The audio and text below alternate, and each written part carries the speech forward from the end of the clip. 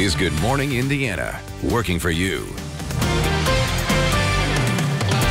It is 5 o'clock here on your Thursday. Good morning to you. I'm Lauren Casey. And I'm Rafael Sanchez. Here are your headlines on this August the 6th. And this is an opportunity for us to be sure that people who may not have been downtown at this juncture, but will, as we move forward, be able to really understand a place and a time of what's happening. So preserving history in central Indiana. This morning, how the Indiana State Museum plans to showcase the Black Lives Matter movement and its impact on our state.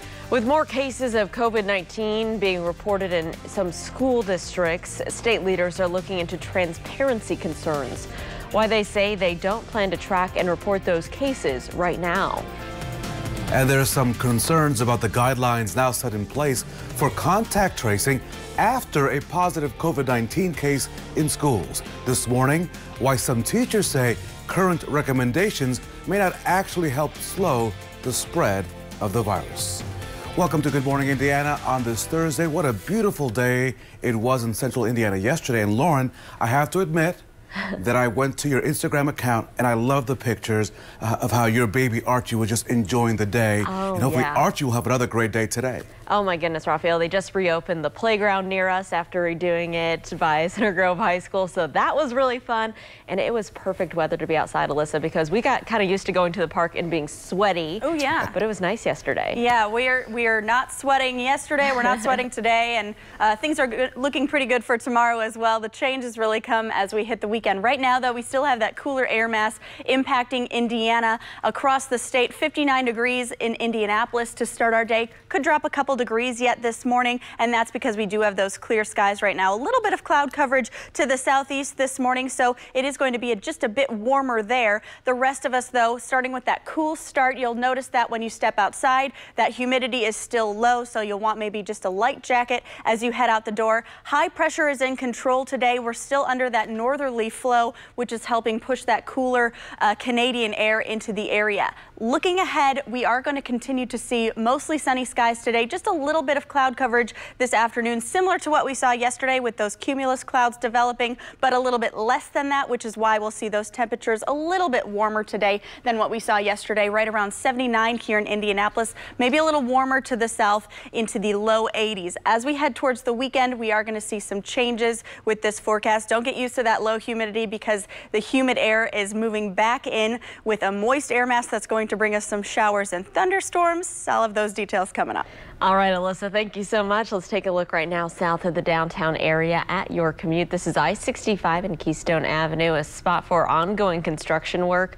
We mentioned yesterday the big traffic shift to the northbound side has been straightened back out. It's back on the northbound side of the interstate, so that's good news. It's not as much of a jog over to the southbound side as it has been for the past few months.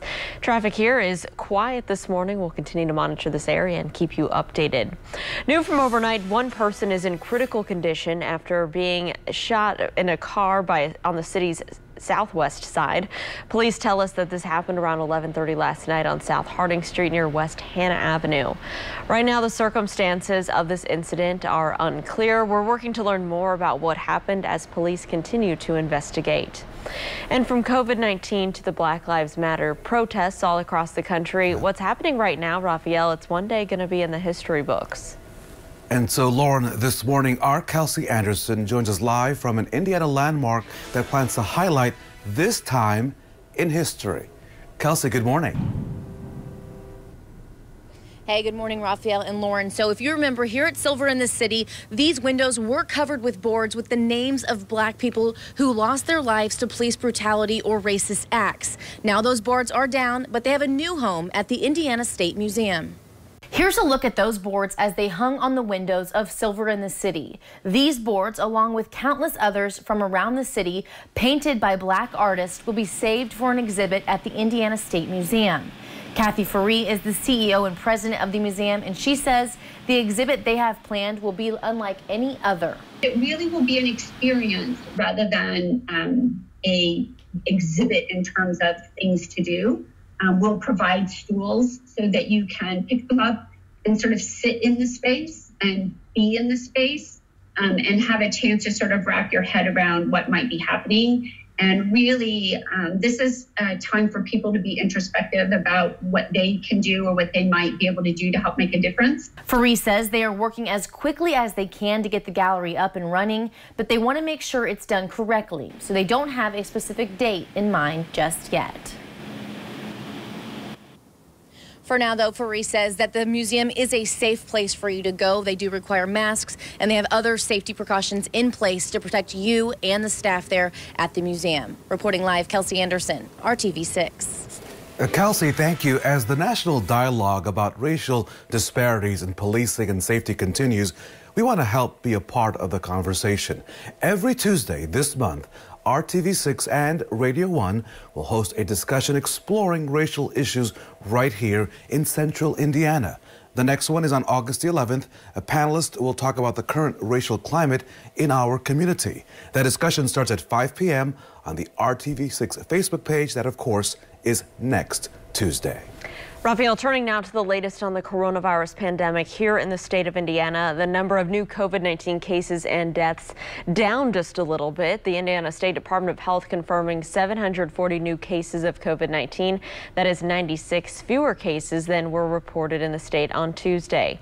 Since the pandemic began, 69,975 people have been diagnosed with COVID-19. There are also 12 newly reported deaths so far. 2,805 Hoosiers are confirmed to have died from COVID-19. More than 792,000 people in Indiana have been tested for the virus so far. 8.8% of them have tested positive. The state now making a new distinction when reporting how many people are in the hospital due to COVID-19, showing us confirmed versus suspected cases of the virus. So there were 493 confirmed COVID-19 patients in Indiana hospitals as of Tuesday. There were another 430 patients who had some symptoms but had not yet tested positive for the virus. So that means a total of 923 people are in the hospital either with COVID-19 or suspected of having the virus. This morning, RTV6 is working for you, getting the answers to the issues that impact you and your family during this pandemic. A new dashboard tracking COVID-19 cases and deaths in nursing homes will be available next week. Governor Holcomb said on Wednesday that he will not be extending moratoriums on evictions or disconnecting utilities. They expire next Friday, August the 14th. And when asked whether absentee balloting voting by mail will be expanded, Holcomb said he is still undecided. He also stressed he believes voting in person in November, he says, will be safe. The time now is 5:07. State leaders also answered questions about transparency when it comes to COVID-19 in our schools. Health Commissioner Dr. Christina Box explained why positive cases among students and staff members are not being tracked right now. We understand that there's a lot of interest in knowing about positive cases in schools, but there are a number of issues at play that we are considering as we think about this. First, many of these cases will involve minors, which requires us to look carefully at what data can be shared and how. Secondly, unlike long-term care, we have to navigate both HIPAA and FERPA privacy rules. When asked about those privacy rules, Dr. Box said that officials are not certain that tracking cases would be a violation, but she says they do not want to commit to doing so until the potential legal constraints are sorted out. Working for you, RTV6 has created a searchable database track to confirm the COVID-19 cases reported by school districts all across central Indiana. You can find that on our website, theindychannel.com. Lauren, this morning, Clark Pleasant schools here in Johnson County return to classes. And as more schools return to in-person learning, some teachers and parents are worried about the guidelines for contact tracing after a positive COVID-19 case. So we looked into the CDC recommendations. The agency defines close contact as not only being within 6 feet of someone, but being there for more than 15 minutes as well. But one teacher we spoke to says that definition of close contact has her concerned. In that case, if I have been next to your child for 3 5-minute time frames and I test positive, then that is not considered close contact for your child, and they will continue to stay at school.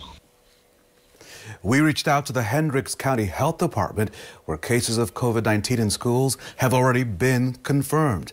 They say those who had contact with the infected person for fewer than 15 minutes have a much lower risk of contracting the virus. So, sending Hoosier students safely back to school is the goal of all parents and districts across our state.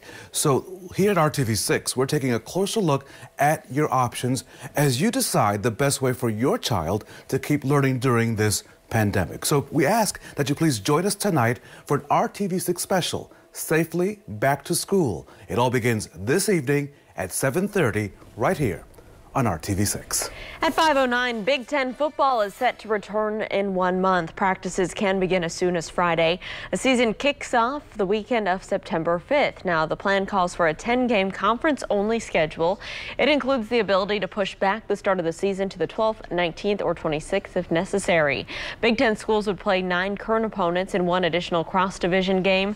The final games are set for November 21st, including the Oaken Bucket game between IU and Purdue. The Big Ten championship game is still set for December 5th at Lucas Oil Stadium, but the conference leaders say it could be moved to as late as December 19th. Let's get a check of our Thursday forecast as you're waking up this morning with Alyssa Donovan. Hey, Alyssa. Hey, it's going to be a gorgeous day again. Temperatures starting a little bit cool this morning, just below 60 degrees right now in Indianapolis. So just a couple degrees below average to start. We'll continue to drop a little bit this morning before we start to pick back up and see those temperatures climbing into the mid and upper 70s today. We'll see potential for a little bit more sunshine than what we saw yesterday, which is why those temperatures will be just a smidge warmer. Continuing to see that low humidity today and into tomorrow. Tomorrow, 82 for our high, mostly sunny skies. By Saturday, we have a more humid air mass taking over. That's going to move up from the south, bringing us that humid air and the potential for showers and storms starting Saturday night and into Sunday. By Sunday, our better chance of storms, and that kicks off a week of unsettled weather. I'll have those details in just a few minutes. Alyssa, thank you. There are new clues this morning into what may have caused the deadly explosion in Beirut. Straight ahead, the latest on that investigation. I think it is not just related to science, it's almost related to authority and a mistrust in authority that spills over. Coronavirus expert says there's an anti-science sentiment in our country. Up next, how Dr. Fauci says that's leading to security concerns for his family. You're watching Good Morning Indiana right here on RTV6.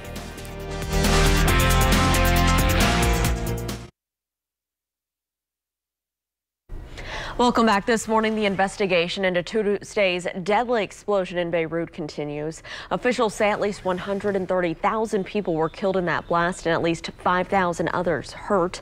And now investigators are pointing to a possible cause. Government officials believe it may have been caused by improperly stored ammonium nitrate. A compound is a common ingredient for fertilizer, and if mixed with fuel or sugar, it can be a precursor to homemade bombs. Lebanon's prime minister has vowed investigations and punishment for whoever allowed this to happen continue. Lauren, the numbers remain eye-opening. More than 4.8 million Americans have tested positive for COVID-19. More than 158,000 have died because of the virus. This as Congress remains deadlocked in another federal aid package as thousands of Americans, including many Hoosiers, are having a difficult time making ends meet. John Lawrence has more. Some Americans struggle to get food on the table, especially since the $600 federal boost for unemployment benefits expired. It's a lot harder to be able to afford fresh fruits and vegetables, the meats and the milk. Financial insecurities have resulted in long lines at food banks and pantries in many areas. People don't realize just how important stuff like this is. And the number of known COVID-19 cases in the U.S. isn't the only thing on the rise. So is the cost of many items at the grocery store. The Bureau of Economic Analysis says the price tag for beef, eggs, poultry, and pork have all gone up. Analysts say some are eating fewer and smaller meals, which could have a ripple effect. If kids aren't eating well now, they don't grow up to be as healthy. They don't do as well in school, and that has impacts further down the line. They don't make as much as adults. Talks about another stimulus between top Democratic and White House negotiators are still in a stalemate, but both sides have agreed to reach a deal by the end of the week. And if that deadline isn't met, President Trump may get involved. By Friday, if we haven't made significant progress and we're just too far apart, the president is prepared to take executive action. I'm John Lawrence reporting. Today, we are also expected to get new updated unemployment numbers. Analysts say about 1.42 million new unemployment claims were filed last week. At 5:17, Raphael, one of the companies working on a coronavirus vaccine says it plans to make the vaccine affordable, below $40 per dose for most customers. Moderna also says it's on track to finish enrollment for phase 3 study before October. This as drug companies are being closely watched to see what they plan to charge for COVID-19 treatments. Back in June, Gilead Sciences revealed its remdesivir drug would cost more than $500 a vial for people with private health insurance. Moderna just said one of several U.S. drug companies racing to come up with a successful vaccine.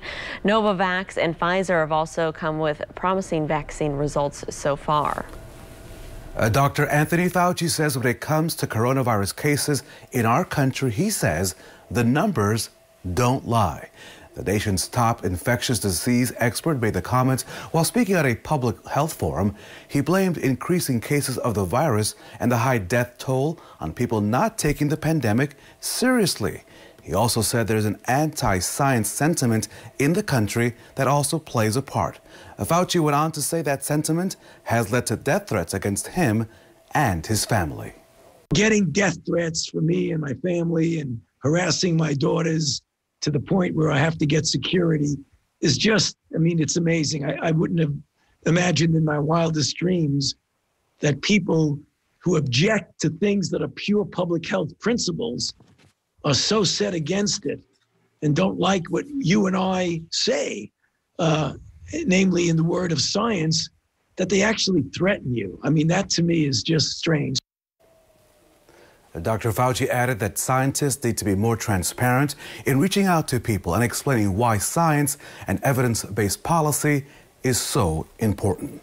Time now to check your forecast with Alyssa Donovan, whose initials, of course, AD on this morning also stand for another divine day. Ooh. Alyssa, your initials are very weather friendly. Yeah, you know what? I'm glad we started doing that this week because I do have some great weather to talk about this week in general. So that AD really works in a lot of ways this week. Temperatures right now in the 50s across the area, 59 degrees in Indianapolis. So a bit of a cool start once again today. Those winds out of the north-northwest about 3 miles per hour. So we do have some light winds today, but it's still that direction that it's helping usher in that cooler and drier Canadian air. Humidity is low, that dew point is low, so it's going to feel very comfortable as you step outside, maybe even a little bit cool, similar to what we saw yesterday, so you might want a light jacket again this morning. What's going on is that high pressure is still in control. We're under that northwest flow helping push in that cooler and drier air. We do have just a disturbance that passed through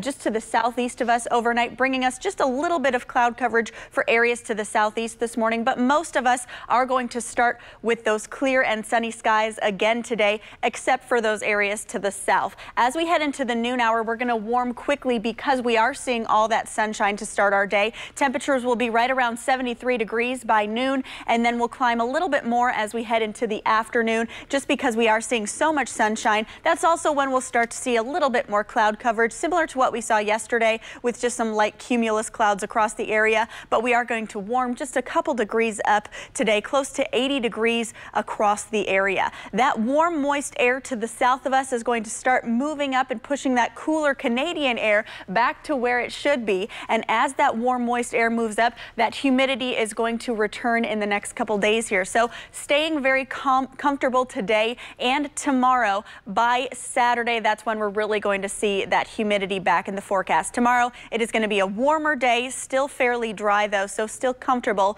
but closer to where we should be with those temperatures and sunshine. And then Saturday is when those temperatures really get back to where we should be, into the upper 80s by Sunday. That's also when we can see a chance of some showers and storms returning to the forecast Sunday, and then we are going to start the week with those chances of showers and storms as well. Alyssa, thank you so much. Yesterday we told you about mac and cheese for breakfast, right? Now you can have mac and cheese in some new amazing flavors. Hey, why not? Cheetos is launching 3 flavors of its new Cheetos branded mac and cheese. The flavors include bold and cheesy, flaming hot, and cheesy jalapeno. Why not? The company says the idea actually came from a fan who was already using Cheetos to make a homemade mac and cheese.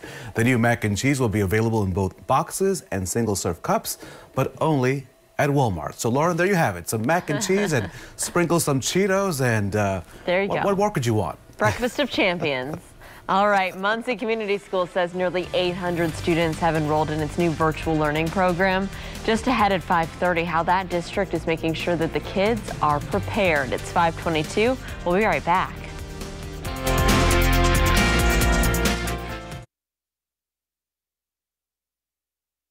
Welcome back. So you either love them or you hate them, maybe even run from them. We're talking about clowns, Raphael, because this week is International Clown Week. Do you like them? I mean, they don't do a whole lot for me, I guess. Yeah, I'm not scared of them. So if you're not scared of them, you still have some time to clown around on this international holiday. Here's a bit of information about this week. The first clowns date back to ancient Egypt, but these days most of them perform as part of the circus, as you know, or at many kids' parties for their birthdays. And did you know that a fear of clowns is called coulrophobia? That's right, coulrophobia is the fear of clowns. One survey found nearly 8% of Americans suffer from it. Now, Mrs. Sanchez doesn't have coulrophobia, but she does not like clowns. Not a fan. Not a fan at all. Alyssa's like, you know, I don't know. I mean, like, I had a clown birthday party when I was a kid, and I loved it at that point. But now I think it's a little, I don't know. It's not my thing anymore, I guess. You know? Yeah, it was fun at the time. Come on. Everybody needs a job. Leave them alone. Okay, well, all right. I mean, that's one way to look at it. Okay, let's take a look at the forecast. Temperatures today are going to be into the upper 70s, so a little bit warmer than what we saw yesterday. Plenty of sunshine. Starting a little cool this morning again. We're in the 50s across the area, so grab that lighter jacket as you head out, but you can ditch it this afternoon. Great weather on the way. Some storm chances this weekend. I'll have those details in just a little bit. You're watching Good Morning Indiana. We'll be right back.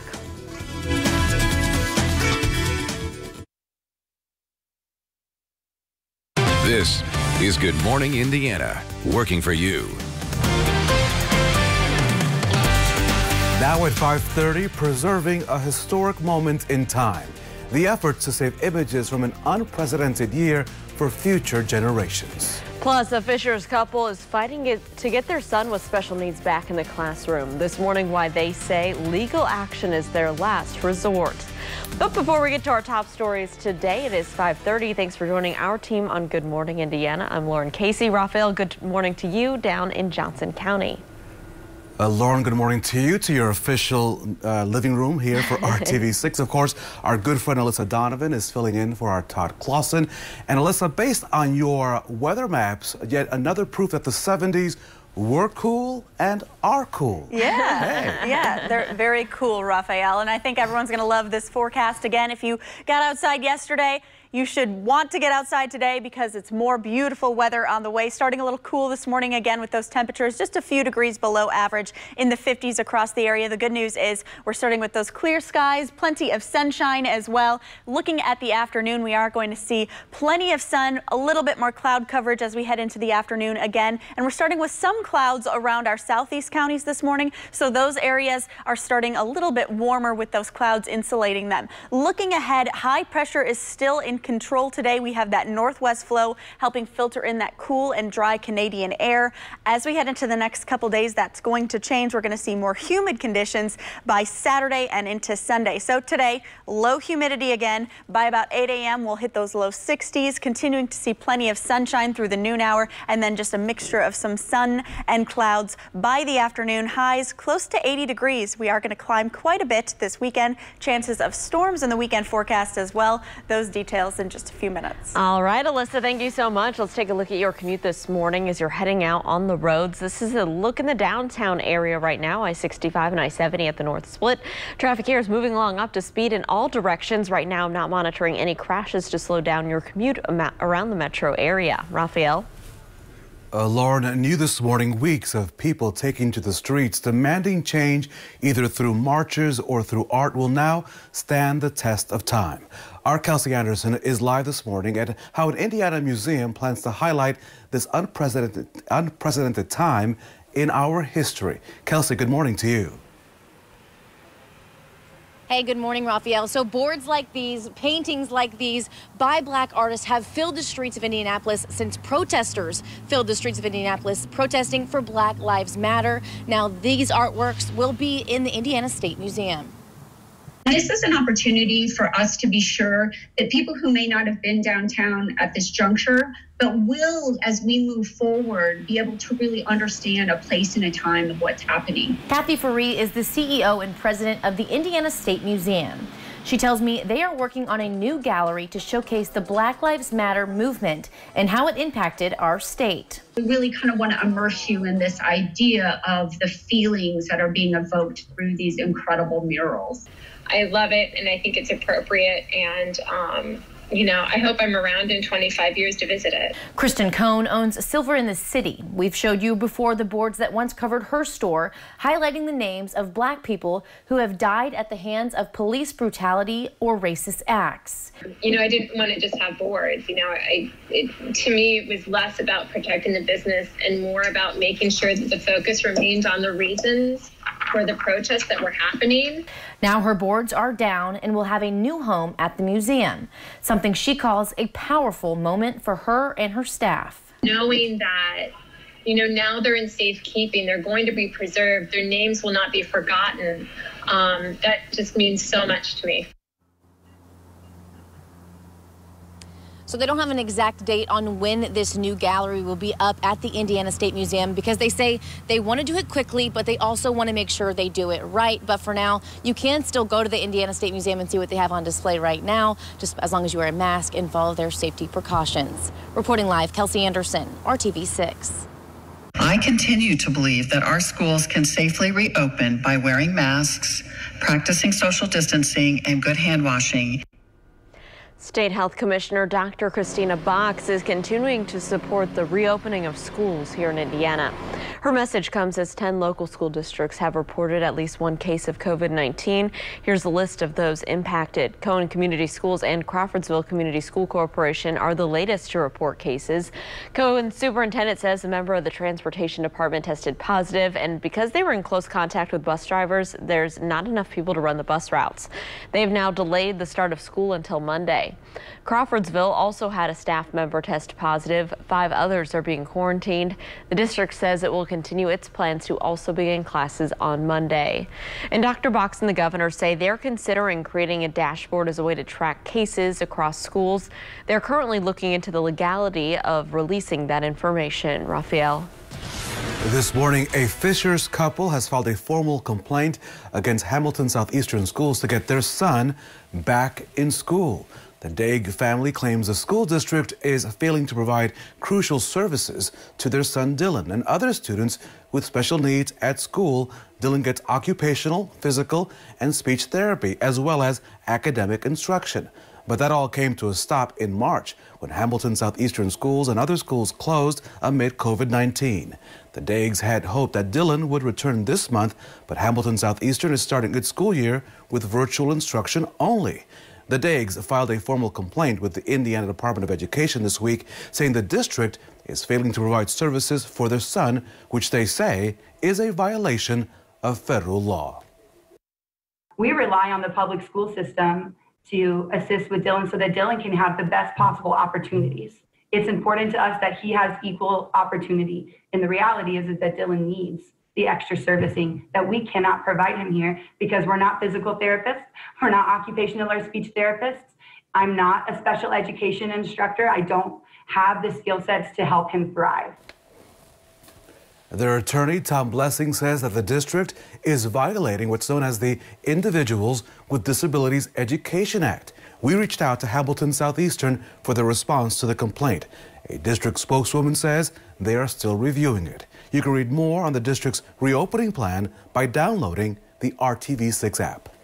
Well, Muncie Community Schools are less than a week away from starting their school year. They're having in-person classes, but nearly 800 students have enrolled in the district's virtual learning program. To make sure those students have reliable technology to allow them to learn, the district is handing out devices and hotspots for the kids.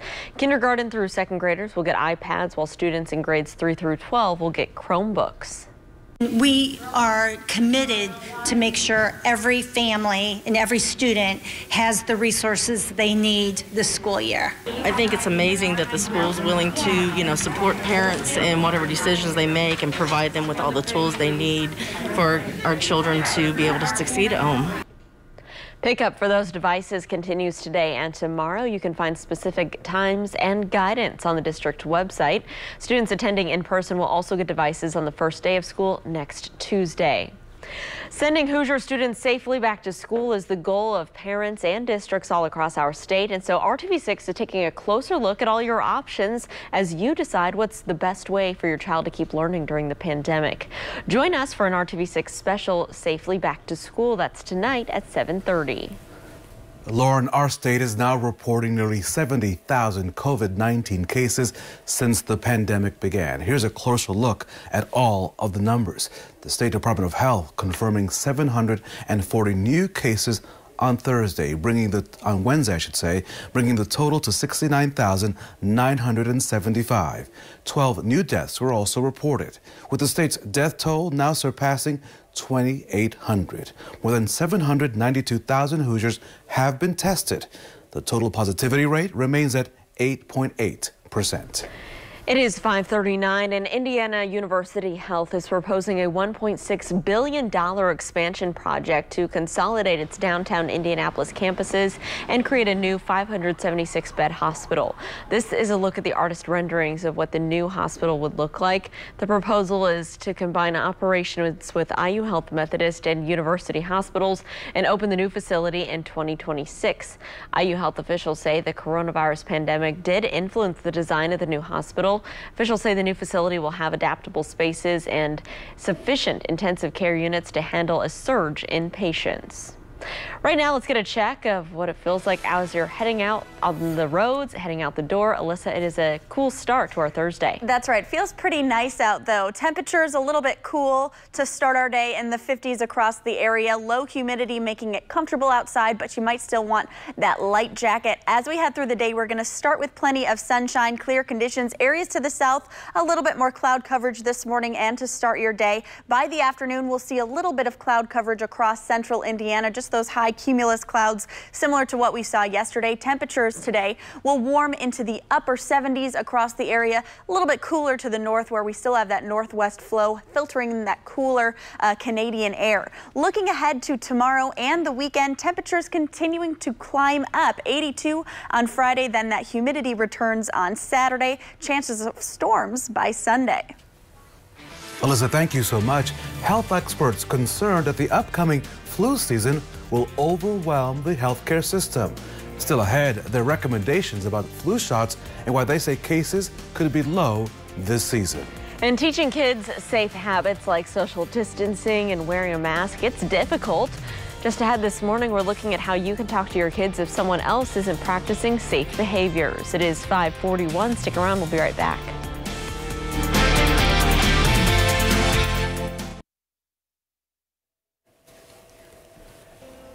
Welcome back to Good Morning Indiana. The Trump campaign at odds with Twitter. The social media giant temporarily suspended Mr. Trump's campaign account. Why? This after the campaign tweeted a video containing false claims about the coronavirus. The video was a recent interview where Mr. Trump said that children, in his words, are almost immune to the virus. Twitter says it violated its rules on COVID-19 misinformation and required the campaign to remove the tweet before being able to post again. The account appeared to be able to tweet following a Twitter statement yesterday, but just hours before, Facebook removed a post from Mr. Trump's main page featuring the same interview for similar reasons. At 5:45, new concerns about how the flu season will change with the coronavirus. Health experts say that everyone should get the flu vaccine, regardless of whether there's a pandemic. Right now, more than ever, it's important that people don't cause a strain on the healthcare system, and the flu could do that. it'll bring a lot more people to the hospital. And, you know, we always have a lot of admissions and a lot of people that are sick with flu. We don't have hospital capacities in some places to have an additional surge of patients because of influenza. Doctors typically recommend getting the flu shot in October. Health experts are also hoping that most people will wear masks and social distance, and hopefully that'll make the flu cases lower this season. At 5:46, it is time for a check of our forecast, and it's not fall yet, but it kind of feels like it outside, Alyssa. Yeah, I think it's been a nice change from that humid weather that we're typically used to this time of year in the summer here in central Indiana. But that comfortable weather is going to continue today and into tomorrow. By the weekend, that's when we see more humid air filtering into the forecast. We also have storm potential to start our weekend on Saturday night, and then unsettled weather is going to continue with us to start next work week. So get used to those changes that are coming because we are going to continue to see some changes this weekend. 59 degrees right now in Indianapolis, 53 in Kokomo, 58 in Bloomington. A little cooler to the north, and that's just because that's where we have that northwest flow helping push in that cooler Canadian air. The same stuff that impacted us yesterday morning continuing to impact us this morning. Clear skies right around Indianapolis. We have a little bit of cloud coverage for areas to the south of us this morning. That's just due to a disturbance that moved through overnight, bringing us that cloud coverage. But high pressure is in control today once again, and that's going to continue to be the trend over the next couple days here. As that continues, we'll see clear skies to start our day, just that cloud coverage to the south from that system to the south of us. And then we'll continue to see clear skies through the noon hour. By the afternoon, some clouds are going to filter in, similar to what we saw yesterday with those cumulus clouds popping up here and there. Not going to impede our beautiful day, though. We're still going to have plenty of sun mixed in with that cloud coverage. Taking a look at our highs, 79 degrees expected here in Indianapolis. Could even climb a little bit closer to that 80-degree range, or past that 80-degree range rather, if we see more sunshine today. Low humidity is still going to be the rule, and then we are going to continue to see that low humidity today and into tomorrow before those changes come our way Saturday and Sunday. High temperatures creeping back close to where we should be this time of year. Typically, we're right around those mid-80s, and we are going to reach that by the weekend, and then we're going to surpass that because we do have a warmer and humid air mass moving up from the south. So looking at our weekend forecast, partly sunny on Saturday, more humid air. That would be a great day to maybe get to the lake, do some boating, some outdoor activities, and then chances of showers and storms kick in late Saturday and into Sunday. That's going to kick off quite a stretch of some wet weather potential in our 7-day forecast. We're going to just see that unsettled weather Sunday, Monday, Tuesday, and Wednesday. But for today, below normal with those temperatures, another great weather day, 79 degrees for the high. All right, Alyssa, thanks so much. Here's a live look at traffic on the north side as you're heading out on the roads. This is I-465, a view near Ditch Road, and traffic is moving along up to speed, both eastbound and westbound. No delays to slow you down. We'll continue to keep our eyes on your roads throughout your Thursday and let you know if there are any crashes or delays. Raphael?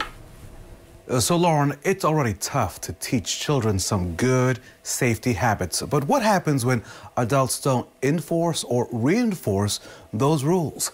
Our partners at Newsy, they spoke to some experts and asked, how can parents talk to children about inconsistent practices? As if parenting weren't challenging enough, the coronavirus pandemic has raised about 1,000 new unprecedented questions. We asked the experts, what do I do if other adults in my child's life aren't enforcing safety guidelines? I think it's being honest with your child about why maybe they can't see certain people because you guys have that kind of differing of opinions.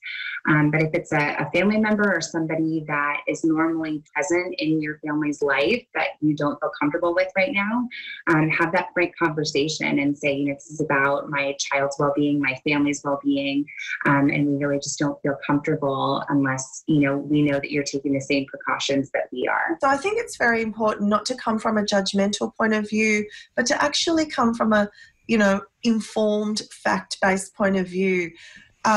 If that doesn't work, I think that's when you need to make decisions about the safety of your child and maybe not put them in harm's way. Well, if you need help feeding your family during this difficult time, resources are available. This morning, Gleaners Food Bank will host a mobile pantry at the Anthem headquarters on Virginia Avenue here in downtown Indianapolis. Fresh fruits, vegetables, meat products, and dairy items, they will be distributed from 10 a.m. until 2 p.m. So Colts camp is underway with a whole different look these days. We're checking in with the team and hearing from the quarterback, Philip Rivers, in a Colts jersey. That and much more coming up next on Good Morning Indiana.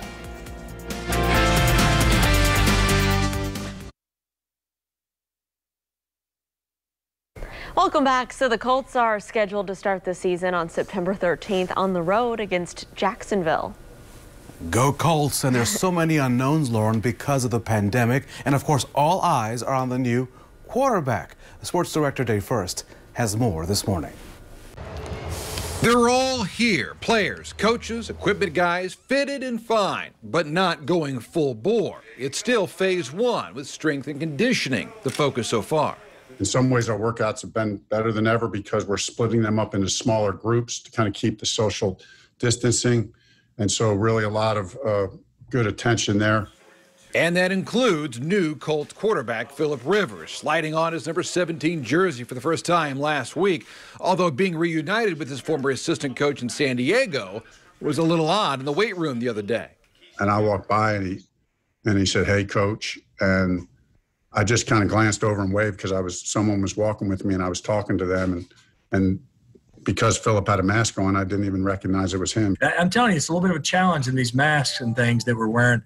Then again, nothing's normal these days. Wearing a mask while throwing to receivers, also wearing masks, let alone what things will look like on game days, playing in stadiums with either no or mandated smaller capacity crowds. It will be different, and I think it'll be different for all of us. I think really you hear teams and you hear players talk about all the time, we don't care where we'll play in the parking lot, we'll play in the backyard. You're going to find out how true that is this year. It's only the second week, progress and protocol in the minds of everyone, with the opener currently scheduled for September 13th in Jacksonville. We're working hard, we're getting a lot done, we're being productive. In another sense, until you're in pads, it doesn't really feel like you're in training camp.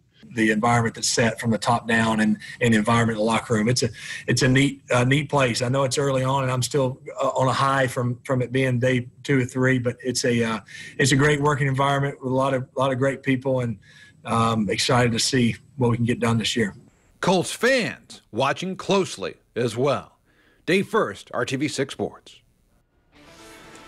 And we are in good shape for today. Temperatures are going to be in the 60s right around 9 a.m. We're starting a little cooler this morning around the 50s. By the noon hour, though, into the mid-70s. So we're going to warm very quickly, and that's because of all that sunshine and clear skies we're going to see that will help us with that daytime heating. Highs today will reach the upper 70s, so close to 80 degrees. We're going to see that northeasterly wind helping usher in that cooler air still, so that humidity will stay low and will stay dry for the afternoon. Chances of showers and storms return to the forecast this weekend. Melissa, thank you so much. Coming up at the top of the hour, the families of law enforcement say many are not at the table as people demand reforms. Why they are concerned this morning. And the time right now is 5:56. Here's a live look outside right now from our Weather Now camera. We'll have more news, weather, and traffic coming up for you at 6 o'clock. Stay with us.